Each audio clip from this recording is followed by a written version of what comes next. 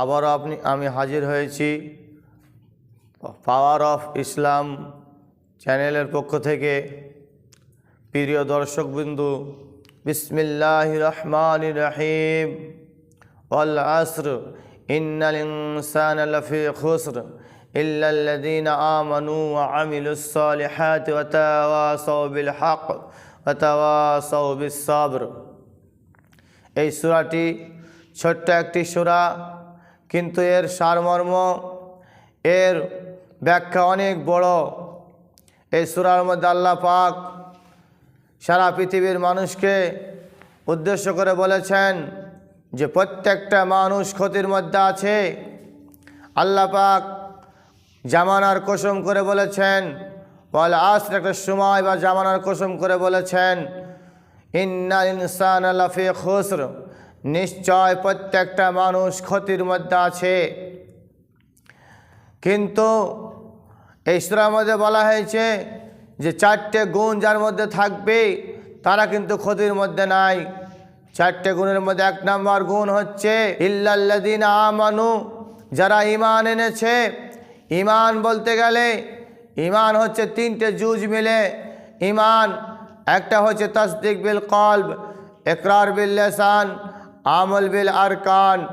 একটা অন্তরে বিশ্বাস করা, আল্লাহ এবং আল্লাহ রসুলকে অন্তরে মেনে নেওয়া, এবং ফেরেশতা সম্বন্ধে, আখিরাত সম্বন্ধে, জান্নাত জাহান্নাম সম্বন্ধে, আবার কিয়ামতের দিন আমাকে তোলা হবে তার সম্বন্ধে, এবং আসমানি কিতাব সম্বন্ধে, এই সব বিষয়ের ওপরে ঈমান, তাকে বিশ্বাস করা, এই সব বিষয়গুলোকে বিশ্বাস করা এবং সেইগুলোকে জবানে স্বীকার করা। শুধু তাই করলেই হবে না, আবার সেগুলোকে আমলে পরিণত করা। যেগুলো আমি স্বীকার করলাম তার সেই বিষয়গুলোকে আমলে পরিণত করা, এটা নাম হচ্ছে ঈমান। ঈমানের পরে বলা হয়েছে ভালো আমল, সৎ আমল করা। সৎ আমল, নেক আমল যার মধ্যে থাকবে। এবং নেক আমলের পরে বলা হয়েছে যে ওয়াতাওয়াসাউ বিল হক, এবং সে হকের ওপরে প্রতিষ্ঠিত থাকবে এবং মানুষকে হকের দিকে আহ্বান করবে। এবং সেই মানুষকে আহ্বান করতে গিয়ে, দিনের দিকে আহ্বান করতে গিয়ে যদি তাকে কোনো কটু কথা বলা যায় এবং তাকে কোনো রকমের আঘাত করা যায়, তাহলে সেই ব্যক্তি কী করবে? ওয়াতাওয়াসাউ বিস সাবর, এবং সে সবর করবে, ধৈর্য ধারণ করবে।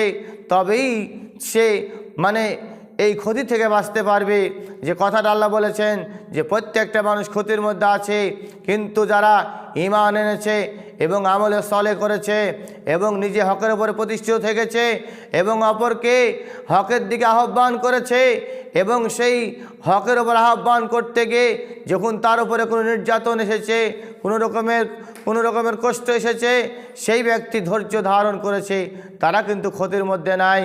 তো যাই হোক, যেসব কথা বললাম, এই কথাগুলা আমাকে এবং সকলকে, সারা বিশ্বের সমস্ত মুসলমান নর নারীকে আমল করার তৌফিক দান।